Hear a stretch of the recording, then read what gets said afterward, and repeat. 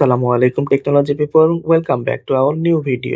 Viewers, আজকে আমরা দেখতে যাচ্ছি গমনের পূর্বে আমাদের যে বিএমইটি রেজিস্ট্রেশন করতে হয়, তো কিভাবে আমরা এই বিএমইটি রেজিস্ট্রেশন করব। তো ভিউয়ার্স, বিএমইটি রেজিস্ট্রেশন কার্ড করার জন্য বা রেজিস্ট্রেশন করার জন্য আপনার কোথাও যাওয়ার প্রয়োজন নেই। আপনার হাতে থাকা মোবাইল দিয়ে আপনি নিজে কিন্তু বিএমইটি রেজিস্ট্রেশন করতে পারবেন।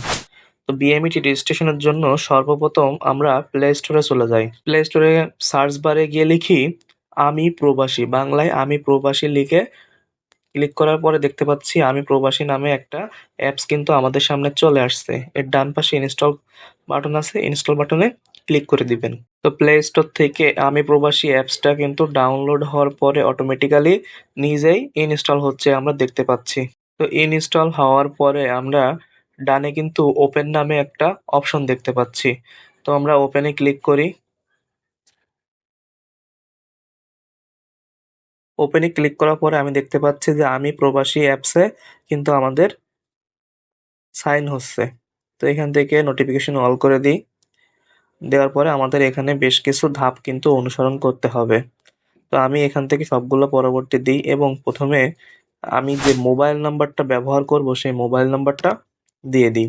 তবে এখানে অবশ্যই আপনি আপনার সচল মোবাইল নাম্বারটা দিবেন, কারণ একটা ওটিপি যাবে, এই ওটিপিটা কিন্তু আমাদের প্রয়োজন হবে। তো পরবর্তীতে ক্লিক করার পরে আমাদের 4 সংখ্যার ওটিপি আমরা মেসেজ অপশনে পেয়ে যাব।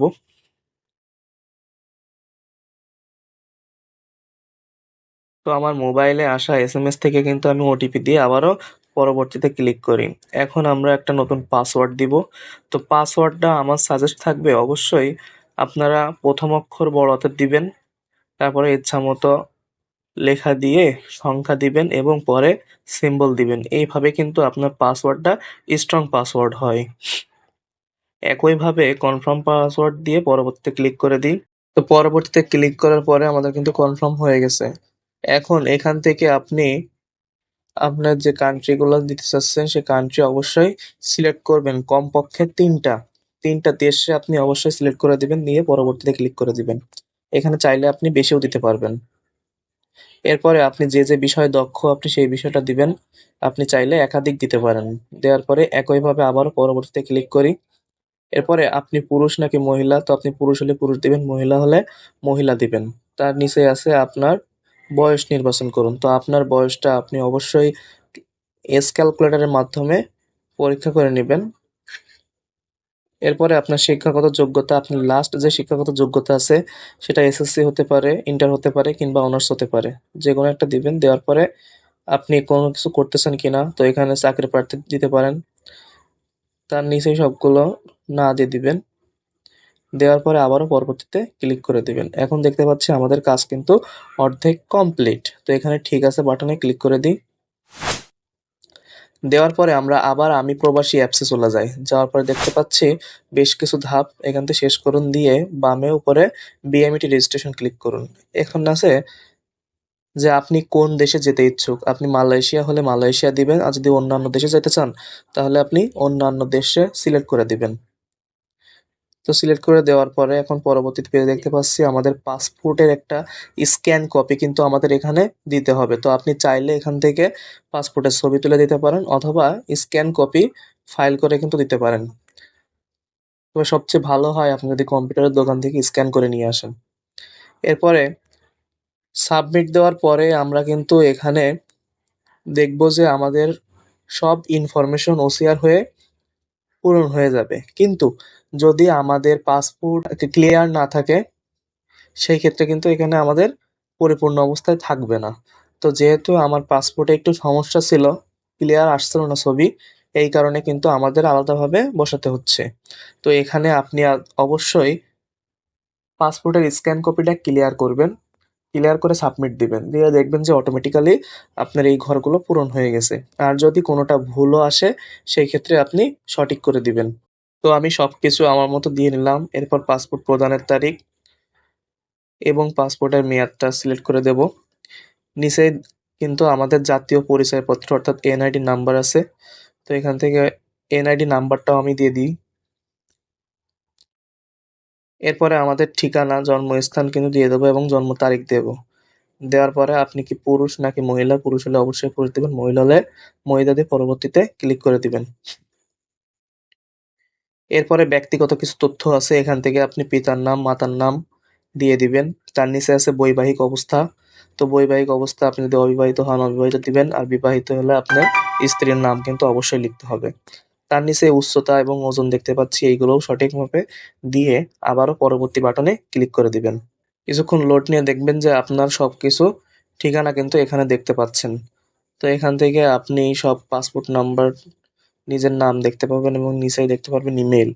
তো এখান থেকে আপনি চাইলে আপনার ইমেলটা দিয়ে দিতে পারেন এবং নিচে আছে স্থায়ী ঠিকানা। তো স্থায়ী ঠিকানা আপনি বিভাগ, জেলা, জন্মস্থান সবকিছু সিলেক্ট করে আবারও পরবর্তী বাটনে ক্লিক করে দিবেন। এরপরে আছে নমিনিস তথ্য, এখানে আপনি নমিনি তথ্য দিবেন। আপনি চাইলে আপনার স্ত্রী কিংবা মায়ের দিতে পারেন, তবে মায়েরটা দেওয়াই আমি বেটার বলে মনে করি। তো এখানে নমিনির সাথে আপনার কি সম্পর্ক সেই সম্পর্কটা দিবেন। এখন নমিনির জাতীয় পরিচয়পত্র অর্থাৎ এনআইডি নাম্বার দিবেন, নমিনির মোবাইল নাম্বার দিবেন। এই সব কিছু দিয়ে আপনি নিচেই আবারও পরবর্তী বাটনে ক্লিক করে দিবেন। এখন কিন্তু আমরা সম্পর্ক দেখতে পাচ্ছি, তো এখানে কি সম্পর্ক ছিল তার সাথে আমার, সেই সম্পর্কটা আমি নির্বাচন করি।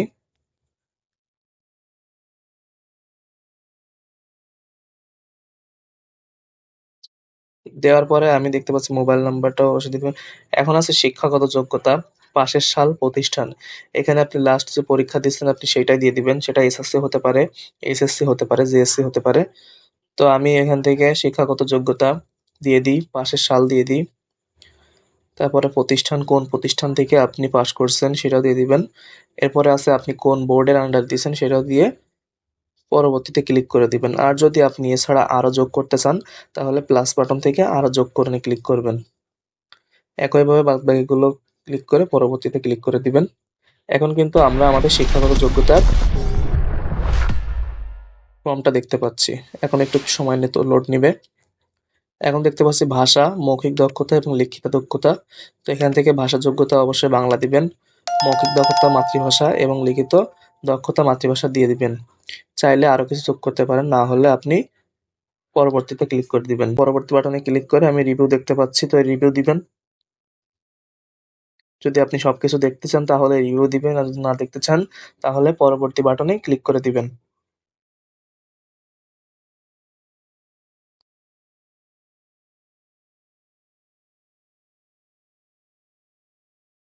তো আমি রিভিউ দিলাম দেখার জন্য, সবকিছু আরেকবার দেখে নিই। এখন দেখতে পাচ্ছি যে 72 ঘন্টা কিন্তু আমাদের এখান থেকে সময় নিয়েছে, 72 ঘন্টার আগে কিন্তু আমরা এসএমএসটা পেয়ে যাব। তো আমি যখন আবেদনটা করছিলাম তখন আমি প্রায় 25 মিনিট পরে কিন্তু এসএমএসটা পেয়েছিলাম। তো আপনি দেখবেন যে আপনার কত সময় লাগে, কারো কারো 2 থেকে 3 মিনিটের ভিতরেও চলে আসে। তো এখান থেকে ঠিক আছে, দেখতে পাচ্ছি যে সাপোর্ট ভেরিফিকেশন স্ট্যাটাস এখন কিন্তু পেন্ডিং আছে। তো পেন্ডিং থাকা মানে আপনার এখনো রিভিউ চলতেছে। তো এখন দেখতে পাচ্ছি ভেরিফাই নামে একটা অপশন আছে, ভেরিফাই হয়ে গেছে। তো ভেরিফাই হয়ে যাওয়ার পরে আমরা পেমেন্ট করুন নামে একটা অপশন আছে নিচে, তো পেমেন্ট ক্লিক করে দিই।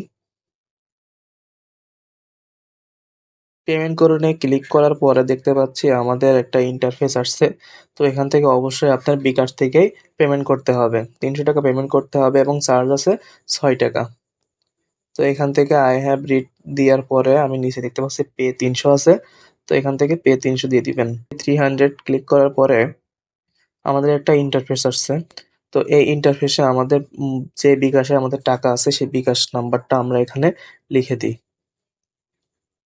তো বিকাশ নাম্বারটা লিখে দেওয়ার পরে কনফার্ম নামে একটা বাটন আছে নিচেই, কনফার্ম বাটনে ক্লিক করে দিই। এরপরে ভেরিফিকেশন কোড দিয়ে দিবেন, আপনার মোবাইলে 6 সংখ্যার একটা ভেরিফিকেশন কোড আসবে। কোড দেওয়ার পরে আবারও কনফার্ম বাটনে ক্লিক করে দিই। এখন আমাদের বিকাশের যে পিন আছে পিন নাম্বারটা দিলে আমাদের পেমেন্ট কিন্তু হয়ে যাবে। তো ভিউয়ার্স, এই ছিল আজকের ভিডিও। এইভাবে আপনি বিএমইটি কার্ড রেজিস্ট্রেশন কিন্তু করতে পারবেন। তো এমন সব ইন্টারেস্টিং ভিডিও পেতে অবশ্যই আমাদের টুডেস টেকনোলজি চ্যানেলটি সাবস্ক্রাইব করে রাখবেন। নতুন ভিডিও পাওয়ার জন্য অবশ্যই বেল আইকনটি বাজিয়ে রাখবেন।